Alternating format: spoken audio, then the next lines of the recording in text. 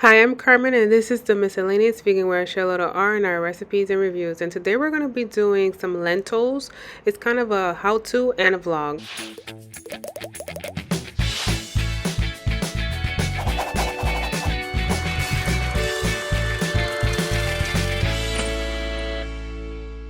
If you haven't done so yet, make sure you like and subscribe for recipes and reviews in New York City and around the world, and for Coaching Mondays.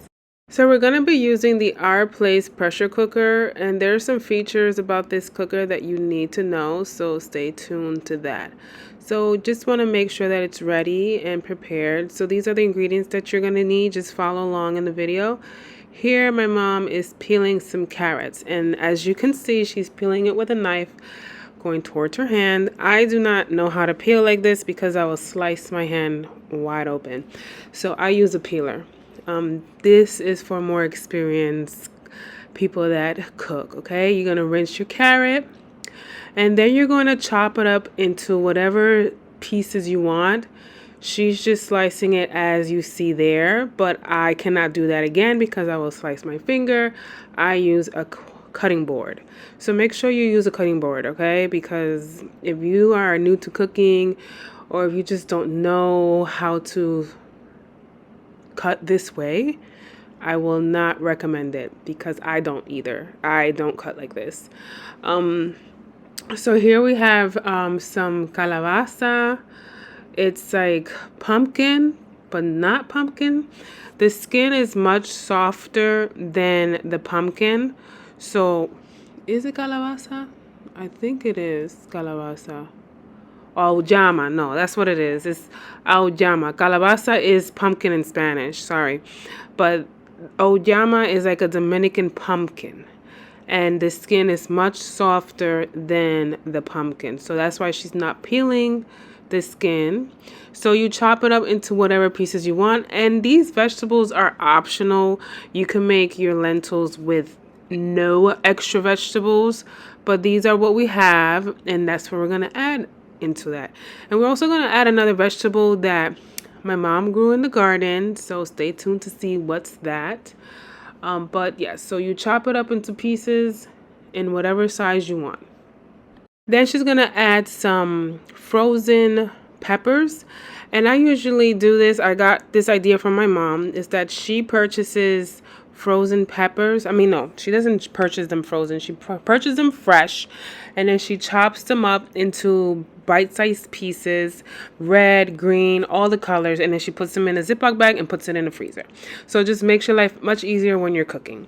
So there we have all our vegetables and the washed lentils, and we're just going to toss it right into the pressure cooker. The pressure cooker is still not on yet, okay? She also added some bay leaves and some cloves, so then you can season it however you want, but this is how we're seasoning our lentils.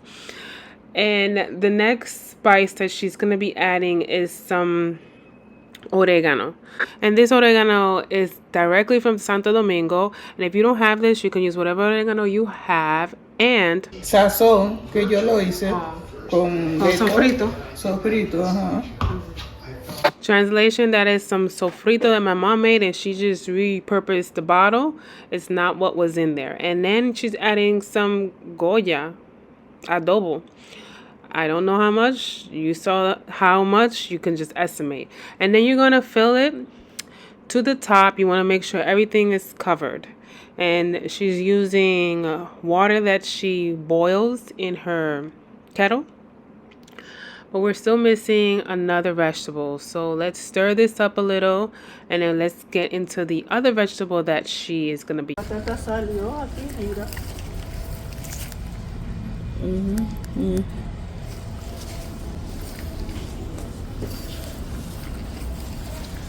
Translation, that is a Dominican sweet potato, aka patata, and that is what she planted, and that's what we're putting into the lentil stew.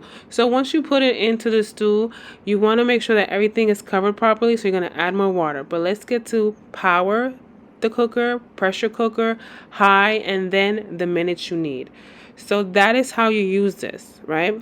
You set your timer. We set it to 20 because we knew it wasn't going to be cooked completely, but she wanted a taste the food before it was completely cooked to see if she needed to add salt. And that is what she's doing here, is tasting the lentil, and she will be adding more salt.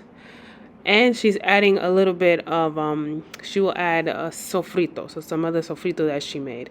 In addition to, she will also be adding some pepper flakes. So this is optional. All this is optional. You do not have to add that.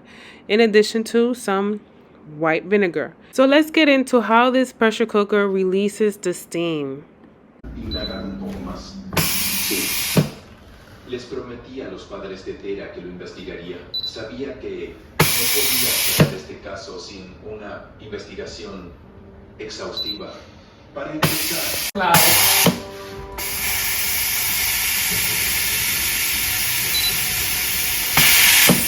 That joint looks like it's too much problem. I'll just go get my regular crock pot, just set it and forget it. I don't mind to make soup there and I'll put it there for 8 hours and go to work, come back and this is good. This one now you hold it. I even said hold. So it'll be faster.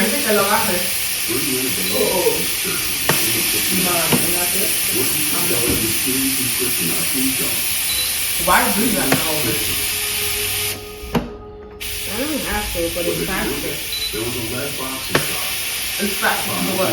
Because I could just leave it like that. Described with the words that It says hold. Jesus. And it's letting it out.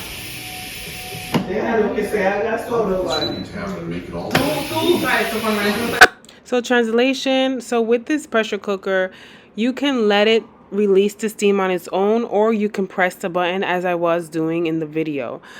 And it just takes longer for the steam to release. That's all. So you have that option to just let it sit there and make all those noises that it was making, or press the button and help it release. But you have to make sure all this steam is released, and then it will go into those settings, keeping it warm. So here you have the lentils. It is completely ready. It's completely delicious. You can eat it like this on its own, or you can eat it with baked sweet potatoes. And if you have any questions, comments, please leave them below. And always remember, be real, not perfect. Bye.